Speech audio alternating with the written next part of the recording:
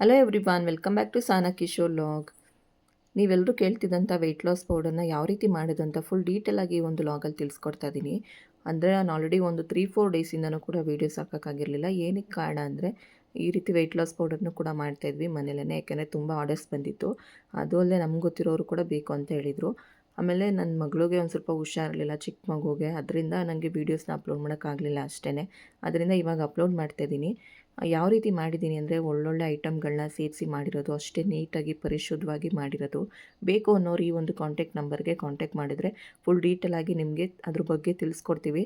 ಹಾಗೆ ನೀವು 1 kg powder ಮಾಡ್ಕೋಬೇಕಂದ್ರೆ ಎಷ್ಟೆಷ್ಟು ಐಟಮ್ ಹಾಕಬೇಕು, ಅಥವಾ 10 kg ಪೌಡರ್ ಮಾಡ್ಕೋಬೇಕಂದ್ರೆ ಎಷ್ಟೆಷ್ಟು ಐಟಮ್ ಹಾಕಬೇಕು ಅನ್ನೋದನ್ನು ಕೂಡ ಡೀಟೇಲಾಗಿ ತಿಳಿಸ್ಕೊಡ್ತೀವಿ. ನೋಡಿ, ಇವಾಗ ಎಲ್ಲ ಥರ ಕಾಳುಗಳನ್ನೂ ಕೂಡ ಫಸ್ಟು ಸೋಸ್ಕೋಬೇಕಲ್ವ. ಅದ್ರಲ್ಲಿ ಕಲ್ಲಿರುತ್ತಾ ಏನು ಅಂತ ಸ್ವಲ್ಪ ಚೆನ್ನಾಗಿರೋ ಅಂಥ ಐಟಮ್ಗಳನ್ನ, ಅಂದರೆ ಕ್ವಾಲಿಟಿ ಚೆನ್ನಾಗಿರೋ ಕಡೆನೇ ನಾವು ತೊಗೊಬಂದಿರೋದು. ಬಟ್ ಆದರೂ ಏನಕ್ಕೆ ಅಂತೇಳಿ ಒಂದ್ಸಲ ಎಲ್ಲರೂ ಕೂಡ ಕೂತ್ಕೊಂಡು ಸೋಸ್ಕೋತಾ ಇದ್ದೀವಿ.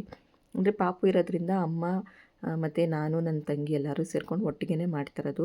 ಅಮ್ಮನ ಮನೆಗೇ ಬಂದಿದ್ದೀನಿ, ಯಾಕೆಂದರೆ ನಾನು ಅಲ್ಲಿ ಒಬ್ಬಳೇ ಇರೋದ್ರಿಂದ ಪಾಪು ನೋಡ್ಕೊಂಡು ಮಾಡೋಕ್ಕಾಗಲ್ಲ ಅಂತ ಅಮ್ಮನ ಮನೆಗೆ ಬಂದಿದ್ದೀನಿ. ಆದ್ದರಿಂದ ಎಲ್ಲೆಲ್ಲಿ ಕಲ್ಲಿರುತ್ತೋ ಏನೋ ಅಂತ, ಏಕೆಂದರೆ ಕಲ್ಲಿದ್ದರೆ ಅದು ಮಧ್ಯ ಮಧ್ಯೆ ಸಿಗಬಾರ್ದಲ್ವ.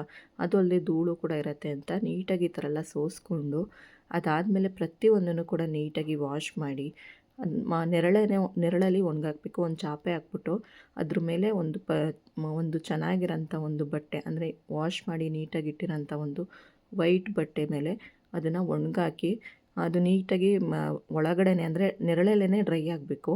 ಆ ರೀತಿ ಒಂದು 2 ದಿನಗಳಷ್ಟು ಅದನ್ನು ಒಣಗಿಸ್ಬೇಕು. ಒಣಗಿಸಿ ಆಮೇಲೆ ನಾವು ಅದನ್ನು ಚೆನ್ನಾಗಿ ಕೆಂಪಗಾಗೋಷ್ಟು ಕಮ್ಮಿ ಉರಿ ಮಾಡಿಕೊಂಡು ಹುರಿದು, ಆಮೇಲೆ ಅದನ್ನು ಪುಡಿ ಮಾಡಿ, ಆಮೇಲೆ ಅದನ್ನು ತೊಗೊಬಂದ್ಮೇಲೆ ಅದನ್ನು ಆರಿಸಿ, ಆಮೇಲೆ ಅದನ್ನು ಸೋಸಿ, ಅಂದರೆ ಜಾಲರಿಲಿ ಅದನ್ನು ಇದು ಮಾಡಿಕೊಂಡು ಸೋದಿಸ್ಕೊಂಡು ನೀಟಾಗಿ ನಾವು ಈ ಒಂದು ಪೌಡರ್ನ ಮಾಡ್ತಾಯಿರೋದು. ಯಾವ್ಯಾವ ಐಟಮ್ನ ಎಷ್ಟೆಷ್ಟು ಹಾಕಿದ್ದೀವಿ ಅಂತಲೂ ಕೂಡ ನೀಟಾಗಿ ತಿಳಿಸ್ಕೊಡ್ತೀನಿ. ನೋಡಿ, ಪ್ರತಿಯೊಂದನ್ನು ಕೂಡ ನೀಟಾಗಿ ಸೋಸ್ಕೊಂಡು, ಹಾಗೆ ಈ ಥರ ವಾಶ್ ಮಾಡಿ ನಾವು ಒಣಗಾಕಿ ಈ ಥರ ನೀಟಾಗಿ ಮಾಡ್ತಾಯಿರೋದು. ಏಕೆಂದರೆ ನಾವು ಕೊಡ್ತೀವಿ, ಏಕೆಂದರೆ ತುಂಬ ಜನ ಆಲ್ರೆಡಿ ತೊಗೊಂಡು ಯೂಸ್ ಕೂಡ ಮಾಡ್ತಾಯಿದ್ದಾರೆ. ಅವ್ರಿಗೆ ಚೆನ್ನಾಗೂ ಕೂಡ ಅನ್ನಿಸ್ತಾ ಇದೆಯಂತೆ, ಒಂಥರ ಫ್ಲೇವರ್ ಚೆನ್ನಾಗಿದೆ, ಟೇಸ್ಟು ಕೂಡ ಚೆನ್ನಾಗಿದೆ ಅಂತಲೇ ಹೇಳಿದ್ದಾರೆ. ಏಕೆಂದರೆ ನಾನು ಯಾವುದೇ ಒಂದು ವೀಡಿಯೋ ಮಾಡಿದ್ರು ಟೆಸ್ಟ್ ಮಾಡಿ ಕೆಲವೊಬ್ಬರಿಗೆ ಕೊಟ್ಟು ಆಮೇಲೆ ವೀಡಿಯೋ ಮಾಡ್ತಾಯಿರೋದು. ಏಕೆಂದರೆ ಸುಮ್ಮನೆ ಯಾರ್ದೋ ಒಂದು ಇದಕ್ಕೋಸ್ಕರ ವೀಡಿಯೋ ಮಾಡಿಕೊಂಡು ಆಮೇಲೆ ಅದರಿಂದ ಏನಾದರೂ ಪ್ರಾಬ್ಲಮ್ ಆದರೆ, ಅದು ಅಲ್ಲದೆ ಹೆಲ್ತ್ ವಿಚಾರದಲ್ಲಂತೂ ಇದೆಲ್ಲ ಕೇರ್ಲೆಸ್ಸೇ ಮಾಡೋಂಗಿಲ್ಲ ಅಲ್ವಾ. ಅದರಿಂದ ಬೇರೆಯವ್ರಿಗೆ ಹೆಂಗೆ ಅನಿಸುತ್ತೆ ಏನು ಅಂತ ತಿಳ್ಕೊಂಡೇ ನಾನು ವೀಡಿಯೋ ಶೇರ್ ಮಾಡ್ತಾಯಿರೋದು. ನೋಡಿ, ಈ ರೀತಿ ಎಲ್ಲನೂ ಕೂಡ ತೊಳೆದು ಮನೆಯಲ್ಲೇ ಒಣಗಾಕಿ ಈ ರೀತಿ ಒಣಗಿಸಿ, ಆಮೇಲೆ ಅದನ್ನು ನಾವು ಹುರಿದ್ಬಿಟ್ಟು ಪುಡಿ ಮಾಡ್ತಾಯಿರೋದು. ಪ್ರತಿಯೊಂದನ್ನು ಕೂಡ ನಾವು ನೀಟಾಗಿ ಮಾಡ್ತಾಯಿದ್ದೀವಿ. ಈ ರೀತಿ ನೀವು ಕೂಡ ಮಾಡುವಾಗ ಅಷ್ಟೇ, ನೀವು ಸ್ವಲ್ಪನೇ ಮಾಡಿಕೊಂಡ್ರೂ ಪರವಾಗಿಲ್ಲ, ಈ ಥರ ನೀಟಾಗಿ ಮಾಡ್ಕೊಳ್ಳಿ.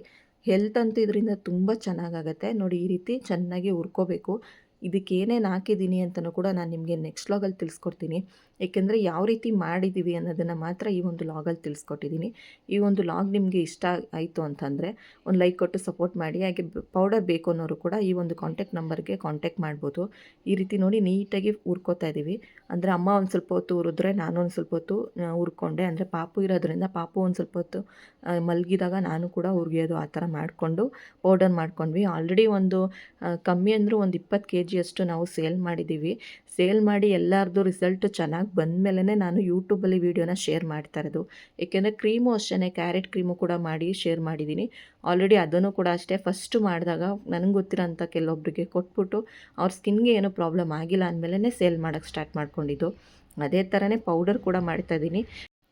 ಏನಕ್ಕೆ ಅಂತ ಹೇಳಿದ್ರೆ ಇವಾಗ ಹೆಲ್ತು ವಿಚಾರ ಅಲ್ವಾ. ಆಮೇಲೆ ಬೇರೆಯವ್ರಿಗೆ ಹೆಂಗೆ ಅನಿಸುತ್ತೆ ಏನು, ಅವ್ರ ಬಾಡಿಗೆ ಯಾವ ರೀತಿ ಸೆಟ್ ಆಗುತ್ತೆ ಅಂತ ತಿಳ್ಕೊಂಡು ಮಾಡೋಣ ಅಂತ ಅಷ್ಟೇ, ಇನ್ನೇನು ಪ್ರಾಬ್ಲಮ್ ಇಲ್ಲ. ಅದು ಅಲ್ಲದೆ ನಮ್ಮ ಅಪ್ಪಂಗೆ ಶುಗರು BP ಎಲ್ಲ ಇದೆ, ಅವರು ಕೂಡ ಯೂಸ್ ಮಾಡ್ತಾಯಿದ್ದಾರೆ. ನನ್ನ ಹಸ್ಬೆಂಡ್ ಕೂಡ ಯೂಸ್ ಮಾಡ್ತಾಯಿದ್ದಾರೆ. ಅವರು ವೆಯ್ಟ್ ಲಾಸ್ ಮಾಡಬೇಕು ಅಂತ ಯೂಸ್ ಮಾಡ್ತಾಯಿರೋದು. ನಾನು ಕೂಡ ಇದನ್ನು ಯೂಸ್ ಮಾಡಿ ವೆಯ್ಟ್ ಲಾಸ್ ಕೂಡ ಆಗಿದ್ದೀನಿ.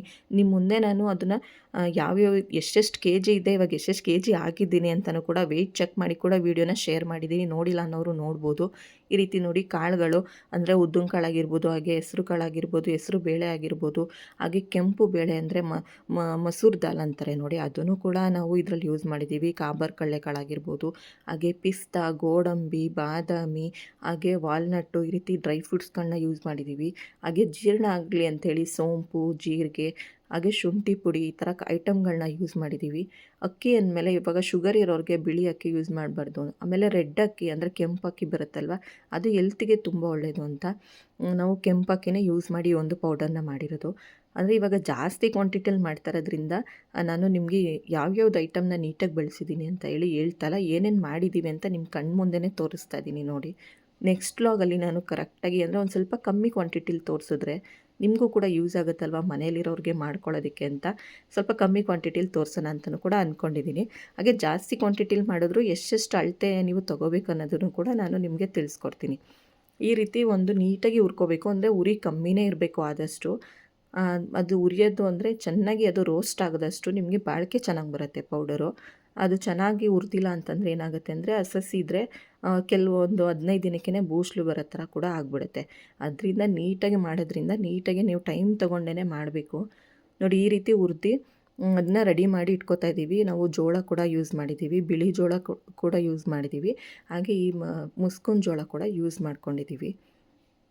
ಹಾಗೆಯೇ ಸಿರಿಧಾನ್ಯಗಳು ಅಂದರೆ ನವಣೆ, ಸಾಮೆ, ಹಾಗೆ ಅರ್ಗ ಈ ಥರ ಕೆಲವೊಂದು ಸಿರಿಧಾನ್ಯಗಳನ್ನ ಕೂಡ ಉಪಯೋಗಿಸಿದ್ದೀವಿ. ಹಾಗೆಯೇ ಮೆಣಸು ಕೂಡ ಉಪಯೋಗಿಸಿದ್ದೀವಿ, ಯಾಕೆಂದರೆ ಕೆಲವೊಬ್ಬರಿಗೆ ಕಫನೂ ಕೂಡ ಕಟ್ಟಿರುತ್ತೆ. ಆದ್ದರಿಂದ ಮೆಣಸು ಕೂಡ ಉಪಯೋಗಿಸಿದ್ದೀವಿ, ಜೀರಿಗೆನೂ ಕೂಡ ಉಪಯೋಗಿಸಿದ್ದೀವಿ. ಏನಕ್ಕೆ ಅಂದರೆ ಜೀರಿಗೆ ಜೀರ್ಣ ಆಗುತ್ತೆ ಅಲ್ವಾ ಅಂತ ಹೇಳಿ. ಹಾಗೆ ರಾಗಿ ಅಂತೂ ತುಂಬ ಚೆನ್ನಾಗಿರೋಂಥ ರಾಗಿನ ತೊಗೊಬಂದು ಅದನ್ನು ಕೂಡ ನನಗೆ ಗೊತ್ತಿರೋಂಥ ನಮ್ಮ ಮನೆ ಹತ್ರ ಅಜ್ಜಿದಿರಿದ್ದಾರೆ ಅಲ್ವ, ಅವ್ರ ಕೈಲಿ ಕೊಟ್ಟು ಅವ್ರು ಮಾಡ್ತಾರಲ್ಲ, ಅಂದರೆ ಕಲ್ಲು ಸಣ್ಣ ಸಣ್ಣ ನುಚ್ಚುಕಲ್ಲಿದ್ರೂ ಕೂಡ ಅವರು ತೆಗಿತಾರೆ. ಅದನ್ನು ಕೂಡ ನಾನು ಮಾಡಿಸಿ ಈ ಒಂದು ಪೌಡರ್ನ ಮಾಡ್ತಾರದು. ಹಾಗೆ ಹೆಸ್ರು ಬೇಳೆ ಒಂದು ಸ್ವಲ್ಪ, ಆಮೇಲೆ ಅಂದರೆ ಅದು ಕ್ವಾಂಟಿಟಿನ ನಾನೇ ನಿಮ್ಗೆ ಹೇಳ್ಕೊಡ್ತೀನಿ. ಹಾಗೆಯೇ ಸಾಬುದಾನನೂ ಕೂಡ ಇದಕ್ಕೆ ಯೂಸ್ ಮಾಡಿದ್ದೀವಿ. ತುಂಬ ಚೆನ್ನಾಗಿರೋಂಥ, ಅಂದರೆ ಇವಾಗ ಡೈಲಿ ನೀವು ಅಡುಗೆಯಲ್ಲಿ ಉಪಯೋಗಿಸೋಂಥ ಪದಾರ್ಥಗಳನ್ನೇ ನಾವು ಉಪಯೋಗಿಸಿ ಈ ಒಂದು ಪೌಡರ್ನ ಮಾಡಿರೋದು. ಇದರಲ್ಲಿ ನೀವು ಹೆದರ್ಕೊಳ್ಳೋ ಅಂಥದ್ದು ಏನಿಲ್ಲ. ಇದರಲ್ಲಿ ಯಾವುದೇ ರೀತಿಯಾದ ಕೆಮಿಕಲ್ನ ಯೂಸ್ ಮಾಡಿಲ್ಲ, ಅಥವಾ ಬೇರೆ ಯಾವುದಾದ್ರೂ ಗಿಡಮೂಲಿಕೆ ಪೌಡರ್ಗಳನ್ನ ಯೂಸ್ ಮಾಡಿಲ್ಲ. ಮನೇಲಿರೋಂಥ ದಿನಸಿ ಐಟಮ್ಗಳಲ್ಲೇ ನಾವು ಈ ಒಂದು ಪೌಡರ್ನ ಮಾಡ್ಕೊಂಡಿರೋದು. ನೋಡಿ ಕಡಲೆ ಬೀಜನೂ ಕೂಡ ಅಷ್ಟೇ ನೀಟಾಗಿ ಹುರಿದು ಹಾಕೋತಾ ಇದ್ದೀನಿ, ಅಂದರೆ ಸಿಪ್ಪೆ ಸಮೇತನೇ ಹಾಕಿದ್ದೀನಿ, ಸಿಪ್ಪೆನ ತೆಗೆದಿಲ್ಲ ನಾನು. ಈ ರೀತಿ ನೀಟಾಗಿ ಹುರಿದು ಪ್ರತಿಯೊಂದನ್ನು ಕೂಡ ನೀಟಾಗಿ ಹುರಿದಿದ್ದೀವಿ. ಗೋಧಿನೂ ಕೂಡ ನಾವು ಹುರಿದಿದ್ದೀವಿ. ಹಾಗೆಯೇ ನೋಡಿ ಈ ಒಂದು ಮಖಾನ ಅಂತ ಎಲ್ಲರಿಗೂ ಕೂಡ ಗೊತ್ತಲ್ವ, ಅದು ತುಂಬಾ ಒಳ್ಳೆಯದು, ಮಕ್ಳಿಗೂ ಕೂಡ ಒಳ್ಳೆಯದು, ದೊಡ್ಡವ್ರಿಗೂ ಕೂಡ ಒಳ್ಳೆಯದು. ಅದನ್ನು ಕೂಡ ನಾವು ಈ ಥರ ಫ್ರೈ ಮಾಡಿ ಅದನ್ನು ಕೂಡ ಯೂಸ್ ಮಾಡಿದ್ದೀವಿ. ಹಾಗೆ ಇದ್ರ ಜೊತೆಗೆ ನಾನು ಕಲ್ಲು ಸಕ್ಕರೆನೂ ಕೂಡ ಯೂಸ್ ಮಾಡಿದ್ದೀನಿ, ಅದು ಕ್ವಾಂಟಿಟಿ ಕಮ್ಮಿ. ಹಾಗೆ ನೋಡಿ ಗೋಡಂಬಿ, ದ್ರಾಕ್ಷಿ, ಪಿಸ್ತಾ, ಆಮೇಲೆ ವಾಲ್ನಟ್ ಇದನ್ನು ಕೂಡ ನೀಟಾಗಿ ಫ್ರೈ ಮಾಡಿ ಹಾಕ್ಕೊಂಡಿದ್ದೀವಿ. ಏನಕ್ಕೆಂದರೆ ಅದು ಪೌಡರ್ ನಿಮಗೆ ಚೆನ್ನಾಗಿ ಬಾಳಿಕೆನೂ ಕೂಡ ಬರಬೇಕು ಅಂತ ಒಂದು ಉದ್ದೇಶದಿಂದ ಅಷ್ಟೇ. ಹಾಗೆ ಏಲಕ್ಕಿನೂ ಕೂಡ ಹಾಕ್ತಾಯಿದ್ದೀನಿ. ಏಲಕ್ಕಿ ಏನಕ್ಕೆ ಅಂದರೆ ಜೀರ್ಣ ಚೆನ್ನಾಗಾಗುತ್ತೆ ಅಂಥೇಳಿ ಏಲಕ್ಕಿ ಕೂಡ, ಹಾಗೆ ಫ್ಲೇವರ್ ಕೂಡ ಚೆನ್ನಾಗಿರುತ್ತೆ ಪೌಡರ್ದು ಅಂತ ಏಲಕ್ಕಿನೂ ಕೂಡ ಯೂಸ್ ಮಾಡಿದ್ದೀನಿ. ಹಾಗೆ ಪ್ರತಿಯೊಂದು ಡ್ರೈ ಫ್ರೂಟ್ಸ್ನ ಬಿಟ್ಟು ಇನ್ನು ಪ್ರತಿಯೊಂದು ಕಾಳುಗಳೆಲ್ಲನೂ ಕೂಡ ನಾವು ವಾಶ್ ಮಾಡಿ ಮನೆ ಒಳಗಡೆ ಒಣಗಿಸಿರೋದು. ಏನಕ್ಕೆ ರೀಸನ್ ಏನು ಅಂತೇಳಿದ್ರೆ, ನಾವು ಬಿಸಿಲಲ್ಲೇ ಒಣಗಿಸ್ಬೋದು, ಬಟ್ ಅಕ್ಕಪಕ್ಕ ಧೂಳು, ಆಮೇಲೆ ಇದು ಒಂಥರ ಗಾಳಿ ಎಲ್ಲ ಬಂದಾಗ ಮಣ್ಣು ಬಂದು ಅದ್ರ ಮೇಲೆ ಬೀಳೋದು ಆ ಥರ ಎಲ್ಲ ಆಗುತ್ತೆ ಅನ್ನೋ ಒಂದು ಉದ್ದೇಶದಿಂದ. ಹಾಗೆ ನಾವು ಬೇರೆಯವ್ರಿಗೆ ಕೊಡ್ತಾಯಿದ್ದೀವಿ ಅಂತ ಅಂದಮೇಲೆ ನಾವು ಅದನ್ನು ನೀಟಾಗೇ ಕೊಡಬೇಕು ಅನ್ನೋ ಒಂದು ಉದ್ದೇಶದಿಂದ ನಾವು ಈ ಥರ ಮಾಡಿ ಒಂದು 2 ದಿನ ನಿಧಾನ ಆದರೂ ಪರವಾಗಿಲ್ಲ, ಮಾಡೋದು ಮಾಡ್ತೀವಿ, ನೀಟಾಗಿ ಮಾಡಬೇಕು ಅನ್ನೋದೇ ನನ್ನ ಪಾಲಿಸಿ. ಯಾವುದೇ ಒಂದು ಕೆಲಸ ಆದರೂ ಅಷ್ಟೇ, ಒಂದು ಮನೆ ಕೆಲಸ ಮಾಡಿದ್ರು ಅಷ್ಟೇ, ಮಾಡೋದು ಮಾಡ್ತೀವಿ, ನಿಧಾನ ಆದರೂ ಪರವಾಗಿಲ್ಲ, ನೀಟಾಗಿ ಮಾಡಬೇಕು ಅಂತ ಈ ಥರ ಒಂದು ಇದರಿಂದ, ಅಂದರೆ ಈ ಒಂದು ಉದ್ದೇಶದಿಂದ ನಾನು ನೀಟಾಗೇ ಮಾಡಿದ್ದೀನಿ. ನೀವು ಬೇಕು ಅನ್ನೋರು ಈ ಒಂದು ಪೌಡರ್ನ ನಿಮಗೆ ಎಷ್ಟು ಬೇಕು ಅಷ್ಟನ್ನೇ ತೊಗೋಬೋದು. 1/4 kg ಬೇಕಂದ್ರೂ ತೊಗೋಬೋದು, ಕೊಡ್ತೀವಿ. ಅರ್ಧ kg ಬೇಕಂದ್ರೂ ತೊಗೋಬೋದು, ಹಾಗೆ 1 kg ಬೇಕಂದ್ರೂ ಕೂಡ ತೊಗೋಬೋದು. ಇದಾದಮೇಲೆ ನಾವು ಮಿಲ್ಗೂ ಕೂಡ ಬಂದಮೇಲೂ ಕೂಡ ಅಷ್ಟೇ ಪ್ರೋಸೆಸ್ ನೀಟಾಗೇ ಮಾಡಿದ್ದೀವಿ. ಏನಕ್ಕೆ ಅಂತ ಹೇಳಿದ್ರೆ, ಇವಾಗ ನಾವು ಹೊರಗಡೆ ಕೊಟ್ಟಾಗ ಕ್ವಾಲಿಟಿ ಮೇನ್ ಇಂಪಾರ್ಟೆಂಟ್ ಅಲ್ವಾ. ಅದು ಅಲ್ಲದೆ ಇದೆಲ್ಲ ಬಾಡಿಗೆ ಹೋಗೋದ್ರಿಂದ ನಾವು ಎಷ್ಟು ನೀಟಾಗಿ ಮಾಡ್ತೀವೋ ಅಷ್ಟು ಒಳ್ಳೆಯದು ಅಂತ. ನೋಡಿ ಈ ರೀತಿ ನಾವು ಇಷ್ಟು ಕಾಳುಗಳನ್ನ ಹಾಕಿ ಒಂದು 32 ಐಟಮ್ ಇದೆ ಇದರಲ್ಲಿ. ತುಂಬ ಚೆನ್ನಾಗಿ ಪ್ರೋಟೀನ್ ಯುಕ್ತವಾಗಿ, ಅಂದರೆ ಮನೆಯಲ್ಲೇ ಆರಾಮಾಗಿ ಮಾಡ್ಕೋಬೋದು. ಅಕಸ್ಮಾತ್ ಹೊರಗಡೆ ಹೋಗ್ತೀವಿ, ನಾವು ಕೆಲ್ಸಕ್ಕೆ ಹೋಗ್ತೀವಿ, ನಮಗೆ ಮನೇಲಿ ಮಾಡ್ಕೊಳಕ್ಕಾಗಲ್ಲ, ಅಥವಾ ನಾವು ಮನೇಲಿ ಮಾಡ್ಕೊಳಕ್ಕಿಂತ ಮುಂಚೆ ಒಂದು ಸಲ ನಮ್ಮ ಹತ್ರ ತೊಗೊಂಡು ಟ್ರೈ ಮಾಡ್ತೀವಿ ಅನ್ನೋರು ಕೂಡ ಟ್ರೈ ಮಾಡ್ಬೋದು. ತುಂಬ ಚೆನ್ನಾಗಿ ನಾವು, ನನಗೆ ವರ್ಕ್ ಆದಮೇಲೆ ನಾನು ಶೇರ್ ಮಾಡಿರೋದು, ಏಕೆಂದರೆ ನಾನು ಸುಮ್ಮನೆ ಏನೋ ಒಂದು ಯಾರ್ದೋ ಒಂದು ಇದಕ್ಕೋಸ್ಕರ ಏನೂ ಮಾಡೋಕ್ಕೋಗಲ್ಲ. ನಾನು ಏನೇ ಮಾಡಿದ್ರು ಕೂಡ ಒಂದು ಸ್ವಲ್ಪ ನೀಟಾಗಿ ತಿಳ್ಕೊಂಡು ನಾನು ಯೂಸ್ ಮಾಡಿ, ಹಾಗೆ ನನಗೆ ನನ್ನ ಬಾಡಿಗೆ ಸೆಟ್ ಆಯಿತು ಅಂದ ತಕ್ಷಣ ಬೇರೆಯವ್ರಿಗೆ ಸೆಟ್ ಆಗುತ್ತೋ ಇಲ್ವೋ ಅಂತ ತಿಳ್ಕೊಂಡೇ ವೀಡಿಯೋ ಮಾಡಿರ್ತೀನಿ. ಈ ರೀತಿ ನೀಟಾಗಿ ತಿಳ್ಕೊಂಡು ಈ ಥರ ನೀಟಾಗಿ ಎಲ್ಲನೂ ಕೂಡ ಪ್ರತಿಯೊಂದನ್ನು ಕೂಡ ವಾಶ್ ಮಾಡಿ, ಹಾಗೆ ಅದ್ರಲ್ಲಿ ಕಲ್ಲಿದೆಯಾ ಮಣ್ಣಿದೆಯಾ ಅಂತ ನೀಟಾಗಿ ಅದನ್ನು ಸೋಸ್ಕೊಂಡು ಈ ಥರ ನಾವು ಪೌಡರ್ನ ಮಾಡ್ತಾ ಇರೋದು. ಆದಷ್ಟು ಬೇಕು ಅನ್ನೋರು ಈ ಒಂದು ಕಾಂಟ್ಯಾಕ್ಟ್ ನಂಬರ್ಗೆ ಬುಕ್ ಮಾಡ್ಕೋಬೋದು. ನಿಮ್ಗೆ ಯಾವುದೇ ರೀತಿಯ ಡೌಟ್ ಇಲ್ಲ, ಯಾಕೆಂದರೆ ನಾವು ಯಾವ ರೀತಿ ಮಾಡ್ತಾಯಿದ್ದೀವಿ ಅಂತ ನಿಮ್ಮ ಕಣ್ಮುಂದೆನೇ ತೋರಿಸ್ತಾ ಇದ್ದೀವಿ. ಹಾಗೆ ಯಾವ ರೀತಿ ಅದು ಪ್ರೋಸೆಸ್ ಇದೆ ಅಂತ ಕ್ವಾಂಟಿಟಿ ಅಂತೂ ನಾನು ಹೇಳಿಲ್ಲ, ಅದಕ್ಕೆ ಏನೇನು ಐಟಮ್ ಹಾಕಿದ್ದೀನಿ ಅಂತ ಕಣ್ಮುಂದೆನೇ ತೋರಿಸ್ತಾ ಇದ್ದೀನಿ ಅಂತ ಅದ್ರ ಹೆಸರುಗಳು ಹೇಳಿಲ್ಲ ಅಷ್ಟೇ. ಬೇಕು ಅಂದರೆ ಅದನ್ನು ಕೂಡ ನೆಕ್ಸ್ಟ್ ವ್ಲಾಗಲ್ಲಿ ಕಮ್ಮಿ ಕ್ವಾಂಟಿಟಿಲಿ ಮಾಡಿಕೊಂಡು ಈ ಪ್ರತಿಯೊಂದು ಐಟಮ್ದು ನೇಮ್ ಕೂಡ ಶೇರ್ ಮಾಡ್ತೀನಿ. ಯಾಕೆಂದರೆ ಬೇರೆಯವರು ಮನೇಲಿ ಇದ್ಕೊಂಡು ನಾವು ಕಮ್ಮಿ ಮಾಡ್ಕೋತೀವಿ ಅನ್ನೋರಿಗೆ ಯೂಸ್ ಆಗಲಿ ಅಂತ ಅಷ್ಟೇ. ಹಾಗೆ ರಾಗಿನ ನೋಡಿ, ರಾಗಿನ ಒಂದು ಸ್ವಲ್ಪ ಕ್ವಾಂಟಿಟಿ ಜಾಸ್ತಿ ತೊಗೋಬೇಕು. ಇನ್ನು ಮಿಕ್ಕಿದೆಲ್ಲ ಪದಾರ್ಥಕ್ಕಿಂತ ರಾಗಿನ ಒಂದು ಸ್ವಲ್ಪ ಜಾಸ್ತಿ ತೊಗೋಬೇಕು ಅಷ್ಟೇ. ಹಾಗೆ ಗೋಧಿ ಯೂಸ್ ಮಾಡಿದ್ದೀವಿ, ಜೋಳ ಯೂಸ್ ಮಾಡಿದ್ದೀವಿ, ಹಾಗೆ ಕೆಂಪಕ್ಕಿ ಯೂಸ್ ಮಾಡಿದ್ದೀನಿ. ಹಾಗೆ ಜೊತೆಗೆ ಕಲ್ಸಕ್ಕರೆ ಕೂಡ, ಆಮೇಲೆ ಸೋಂಪು ಕಾಳನ್ನು ಕೂಡ ಒಂದು ಸ್ವಲ್ಪ ಬೆಚ್ಚಗೆ ಮಾಡಿ ಹಾಕೋಬೇಕು. ಈ ರೀತಿ ಮಾಡಿ ಚೆನ್ನಾಗಿ ಒಂದು ಪೌಡರ್ನ ಮಾಡ್ಕೊಂಡಿರೋದು. ನಿಜವಾಗ್ಲೂ ನೀವು ಗಂಜಿ ಮಾಡ್ಕೊಂಡು ಕುಡೀರಿ, ಎಷ್ಟು ನಿಮಗೆ ಅದು ಇಷ್ಟ ಆಗುತ್ತೆ ಅಂತಂದರೆ. ಬೇಕಾದ್ರೆ ನೀವು ತೊಗೋತೀರಲ್ವ, ಅಂದರೆ ಆಲ್ರೆಡಿ ತುಂಬ ಜನ ತೊಗೊಂಡಿದ್ದಾರೆ, ಅವ್ರದ್ದು ಫೀಡ್ಬ್ಯಾಕ್ ಕೂಡ ನಾನು ವೀಡಿಯೋದಲ್ಲಿ ಶೇರ್ ಮಾಡ್ತಾ ಹೋಗ್ತೀನಿ. ಬೇಕು ಅನ್ನೋರು, ನಾನು ಆಲ್ರೆಡಿ ಹಳೆಲಾಗಲೇ ಒಂದು ಪೌಡ್ರ್ ಬಗ್ಗೆ ಹೇಳಿದೆ ಅಲ್ವಾ, ಅಂದರೆ ಈ ಥರ ಒಂದು ವೆಯ್ಟ್ ಲಾಸ್ ಪೌಡ್ರ್ ಬಗ್ಗೆ ನಾನು ಮಾಡ್ಕೊಂಡಿದ್ದೀನಿ ಮನೇಲೆ ಅಂತ ತಿಳಿಸ್ಕೊಟ್ಟಿದ್ದೆ.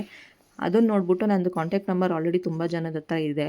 ಅವರು ಆ ನಂಬರ್ ಕಾಲ್ ಮಾಡಿ ನನಗೂ ಬೇಕು ಅಂತ ಹೇಳಿ ಆಲ್ರೆಡಿ ತೊಗೊಂಡು ಯೂಸ್ ಮಾಡಿದ್ದಾರೆ. ನಾನು ಕೂಡ ವೀಡಿಯೋ ಶೇರ್ ಮಾಡೋಕ್ಕಿಂತ ಮುಂಚೆ ಅವ್ರಿಗೂ ಕೂಡ ಕೊಟ್ಟು ನೋಡೋಣ ಹೆಂಗೆ ಅನಿಸುತ್ತೆ ಏನು.